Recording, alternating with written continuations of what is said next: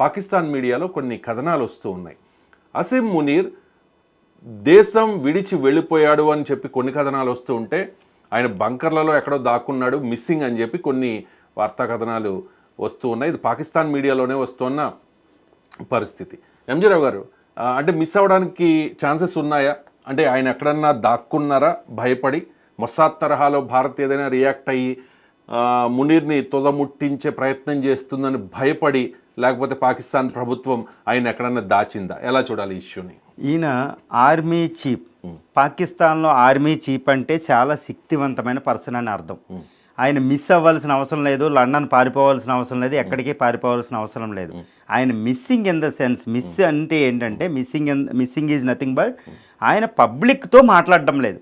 ఆయన వారి ప్రిపరేషన్ అన్నీ చేసుకుంటున్నారు, కానీ పబ్లిక్తో మాట్లాడడం లేదు. కానీ ఇక్కడ ఎందుకు పబ్లిక్తో మాట్లాడడం లేదు?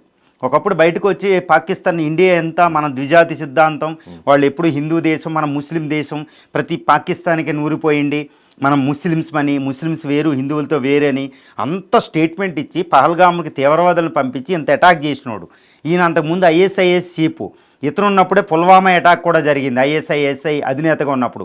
చాలా శక్తివంతమైన పర్సన్. ఈయన మిస్ అవ్వడం కాదండి, పబ్లిక్లోకి మాట్లాడడం వస్తలేదు. ఎందుకు పబ్లిక్లోకి వచ్చి మాట్లాడడం లేదంటే, ఇండియా భారతదేశం ఎప్పుడు దాడి చేస్తో పాకిస్తాన్లో ఏమవుతారో తెలియదు.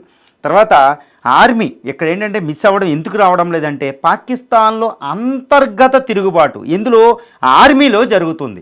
ఎందుకంటే మీకు ఒక చెప్తానమాట, 1999లో ముషర్రాఫ్ కార్గిల్ వారు జరిగేటప్పుడు ముషర్రాఫ్ ఉండేవారు ఆర్మీ చీఫ్. అప్పుడు సైన్యాన్ని, ప్రభుత్వాన్ని కూలదూసి ఆయనే డిక్టేటర్గా వచ్చాడు. అంతకుముందు ఆయూబ్ ఖాను, జియావుల్ హక్కు. ఇది ఒక పాకిస్తాన్కి హిస్టరీ.